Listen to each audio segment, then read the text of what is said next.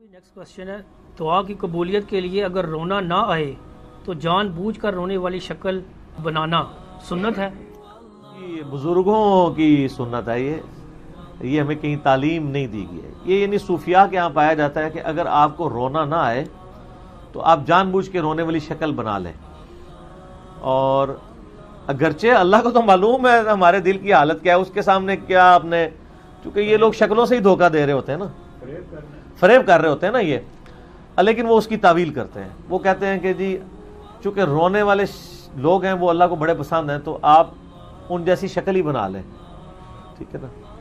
تو ان کو یہ نہیں پتا کہ شکلیں بنانے سے کچھ نہیں ہونا، ورنہ تو لوگوں نے داڑیاں رکھ کے دھوکے بھی دیے ہیں لوگوں کو.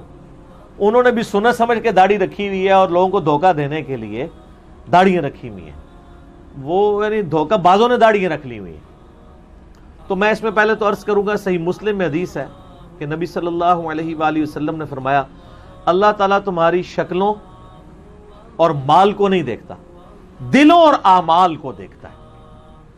تو شکل سے، پگڑی سے، داڑھی سے آپ عوام الناس کو تو دھوکہ دے سکتے ہیں، اللہ کو نہیں دھوکہ دے سکتے. مال سے عوام کو تو بت بنا سکتے ہیں کہ بڑا سخی ہے، لیکن اللہ کو تو پتا ہے اس نے میرے لیے کی ہے سخاوت یا کسی اور کے لیے کی ہے. تو یہ بالکل صوفیاء کا موقف باطل ہے. رونا آئے جبھی رونے جیسی شکل بنانی چاہیے، یعنی اس طریقے سے جان بوجھ کے آپ رونے والی شکل اسی لیے آپ دیکھیں گے کہ وہ آپ کو ہمارے ٹی وی چینلز پہ کئی ایک علماء واعظین نظر آئیں گے کہ وہ دعا کرتے ہوئے ایسا رو رہے ہوتے ہیں. خصوصاً باپا جانی کو آپ دیکھیں کہ لگ رہا ہوتا ہے پتہ نہیں رو رہے اور آنسو ایک نہیں نکل رہا ہوتا. وہ بندہ کہتا ہے یار آنسو بھی نہیں آ رہے تو یہ رو رہا کیوں ہے، یہ کیسے آنسو خشک ہو چکے ہیں کیا رو رو کے؟ نہیں، وہ رونے جیسی شکل بنا رہے ہوتے ہیں اصل میں، کیونکہ یہ انہوں نے ہی تعلیم فرمایا ہے. تو ہمارے ایکس مرشد ہیں، ہمارے پیر صاحب رہے ہیں، تو اس لیے ہم تو ان کو جانتے ہیں. تو رونا نہ آئے تو رونے جیسی شکل بنائے. اور تعویل یہ کرتے ہیں کہ اللہ کو نیک بندوں کی شکل بھی بڑی پسند ہے، تو آپ نیک خود بن نہیں سکتے تو شکل ہی نیکوں والی بنا لیں. تو یہ علیحدہ بات ہے، یہ پورے کا پورا فراڈ ہی اس کے اوپر چل رہا ہے کہ ہمارے علماء نے شکلیں بنا لی ہیں نیکوکاروں والی، اور دیکھ لیں ان کا کام دنیا میں تو چل رہا ہے، ویسے چندے بھی مل رہے ہیں، لوگ ادب بھی کر رہے ہیں، احترام بھی کر رہے ہیں، لیکن آخرت میں سر کوئی حصہ نہیں ہے. یہ ذہن میں رکھیے گا. وہ صحیح مسلم کی حدیث یاد کر لیں کہ قیامت والے دن ایک سخی کو، ایک شہید کو اور ایک قاری کو لایا جائے گا. اللہ تعالیٰ قاری کو بلا کے پوچھے گا میں نے تجھے قرآن کا علم دیا تھا، تو نے اس کے اگینسٹ کیا کیا میرے لیے؟ کہا یا اللہ میں نے قرآن کتنا خوبصورت پڑھا، لوگوں کو سکھایا. اللہ تعالیٰ فرمائے گا نا، ہائے ہائے ہائے نا، یہ تو نے اس لیے کیا تھا کہ لوگ تجھے بڑا عالم و فاضل کہیں، تو دنیا میں تیری بڑی تعریف ہو چکی ہے، اب میرے ہاں تیرے پاس کچھ نہیں. اوندہ منہ کر کے دوزخ میں. دنیا میں وہ قاری، استاد القرآ، زبدۃ العلماء، فخر المحدثین و مفسرین، ٹھیک ہے جی، استاذ العلماء. یہ آپ نے دیکھا، حالانکہ خود علم ہوتا نہیں اور لکھا ہوتا ہے استاد العلماء، یعنی آگے بھی انہوں نے اپنے ساتھ کے علماء پیدا کیے ہوئے ہیں، یہ مطلب ہوتا ہے. تو یادگار اسلاف، یہ یادگار اسلاف کا مطلب پتہ کیا ہے کہ جس طرح یہ آپ کے ساتھ کام ڈال رہے ہیں نا، اسی طرح کا کام پچھلے لوگ بھی ڈال کے گئے ہوئے ہیں، ظاہر ہے انہی کی یادگار ہے باقیات اسلاف. تو وہ سارے یادگار اسلاف، زبدۃ العلماء، ٹھیک ہے جی، وہ اٹھا کے ان کو جہنم میں ڈال دیا جائے گا. بولے اعوذ باللہ، اللہم اجرنا من النار. آمین آمین.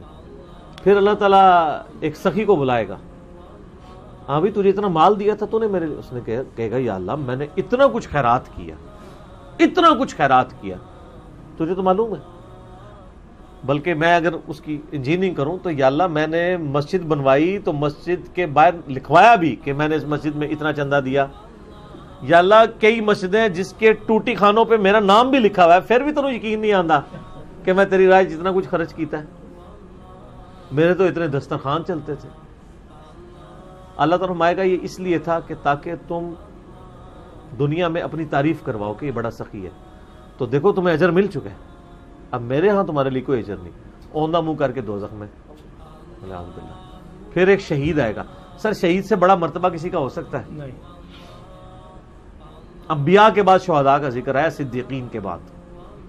اللہ تعالیٰ کہے گا تو نے میرے لیے کیا کیا؟ تو کہے گا یہ اللہ جان تو دے دی اور کیا کرتا ہے؟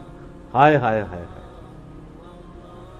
اللہ تعالیٰ فرمائے گا تو نے اس لیے جان دی کہ لوگ تجھے بہادر کہیں، تو لوگوں نے تیری بڑی تعریف کی ہے دنیا میں، میرے ہاں تیرے لیے کوئی اجر نہیں، اوندھا منہ کر کے دوزخ میں ڈال دیا جائے گا. بولے اعوذ باللہ تعالیٰ. سر اگر سخی، عالم اور شہید دوزخ میں جا رہے ہیں ریاکاری کی وجہ سے، تو باقیوں کا کیا حال ہوگا؟ تو یہ کہنا کہ جی رونا نہ آئے تو رونے جیسی شکل ہی بنا لیں، تو یہ آپ کس کو دھوکہ دینا چاہ رہے ہیں؟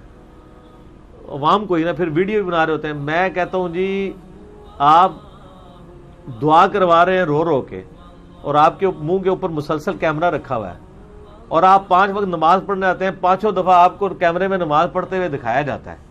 آپ کی نماز کدھر رہ گئی ہے؟ بندے کا لا محالہ دھیان جاتا ہے. اب اچھا آپ تو کیمرے میں صرف وہ دیکھ رہے ہوتے ہیں نا، آپ سائڈ سے ویڈیو بنانے والے کو اگر دیکھ لینا تو آپ کہیں یار یہ کیسا ریاکار شخص ہے. وہ ایسے ایسے جا کے آگے جا کے اس کی بنا رہا ہوتا ہے. یا تو نماز کا پریکٹیکل طریقہ سکھا رہا پھر تو ٹھیک ہے، اپنی نماز وہ پڑھ رہا ہے اور وہ لائیو ٹیلی کاسٹ ہو رہی ہے، تو اس کے دماغ میں نہیں آتا ہوگا مجھے لوگ دیکھ رہے ہیں، تو اس کو ریاکاری نہیں آتی ہوگی. یہ بھی تو حدیث میں ہے نا مسند احمد میں، جس نے دکھلاوے کے لیے نماز پڑھی اس نے شرک کیا، جس نے دکھلاوے کے لیے روزہ رکھا اس نے شرک کیا، جس نے دکھلاوے کے لیے صدقہ کیا اس نے شرک کیا. حتیٰ کہ سنن ابن ماجہ میں یہاں تک حدیث ہے کہ اگر کوئی شخص سجدہ کر رہا ہے اور اس کو کوئی دیکھ رہا ہے اور اس کی نیت ہے کہ لوگ مجھے دیکھ رہے ہیں اور میں اپنا سجدہ تھوڑا لمبا کر دوں، وہ بھی ریاکار ہے. ہائے ہائے ہائے رونے جیسی شکل بناؤ، ہائے ہائے ہائے رونے جیسی شکل بناؤ. ایک کہانیاں نے ساریاں. لیکن ایک بات یاد رکھیے گا، بخاری اور مسلم دونوں میں حدیث ہے کہ 7 لوگوں کو اللہ کے عرش کا سایہ نصیب ہوگا اس دن، جس دن اللہ کے عرش کے سوا اور کوئی سایہ نہیں ہوگا. ان میں سے ایک شخص وہ بھی ہے جو اکیلا بیٹھ کے اپنے رب کو یاد کرے اور اپنے رب کے خوف کی وجہ سے اس کی آنکھوں میں آنسو آ جائے. تو اکیلا بیٹھ کے یاد کریں. لوگوں کے سامنے آپ کیوں پیڑی پیڑی شکلیں بناتے ہیں؟ اکیلے بیٹھ کے یاد کریں، رونا آئے گا. اور سر رونا تو تب ہی آئے گا نا جب خدا کی کوئی شناخت ہوگی، خدا کی طرف توجہ ہوگی. رونا جن کو آتا تھا وہ تو قرآن سن کے آتا تھا، آپ کو قرآن کا ترجمہ بھی نہیں آتا. آپ تو قرآن سن کے یہ رو رہے ہوتے ہیں کہ کس ٹائم امام صاحب رکوع ہی جان گئے، اس گل نو رو رہے ہوتے ہو کہ تھک گیا. قرآن سن کے کہاں سے رونا آنا ہے؟ عربیوں کو اس لیے آتا ہے کہ ان کو سمجھ آ رہی ہوتی ہے کہ کیا بات ہو رہی ہے. تو اسی لیے میں نے وہ پچھلے دنوں رمضان کے شروع میں ایک کلپ ریکارڈ کرا دیا تھا کہ کیا نماز تراویح میں مصحف اٹھا کے آپ کھڑے ہو سکتے ہیں. تو میں نے دلائل دی ہیں صحیح بخاری سے، مصنف ابن ابی شیبہ سے، المسن اور سنن کبریٰ البیہقی سے کہ صحابہ کرام مصحف اٹھا کے قیام اللیل کرواتے بھی تھے اور صحابہ کے پیچھے بھی لوگ مصحف اٹھا لیا کرتے. تو میں نے کہا کہ ایئر فلائٹ موڈ میں موبائل کو لگا کے ترجمے والا قرآن کھول لیں سامنے اور ساتھ ساتھ تھوڑی بہت اردو پہ بھی نظر رکھیں تاکہ آپ کنسنٹریشن کے ساتھ عربی سنیں تو انشاءاللہ ٹیسٹ فیل ہوگا انشاءاللہ تعالی. تو یہ بالکل جعلی بات ہے جی، رونا نہ آئے تو رونے جیسی شکل ہی بنا لیں.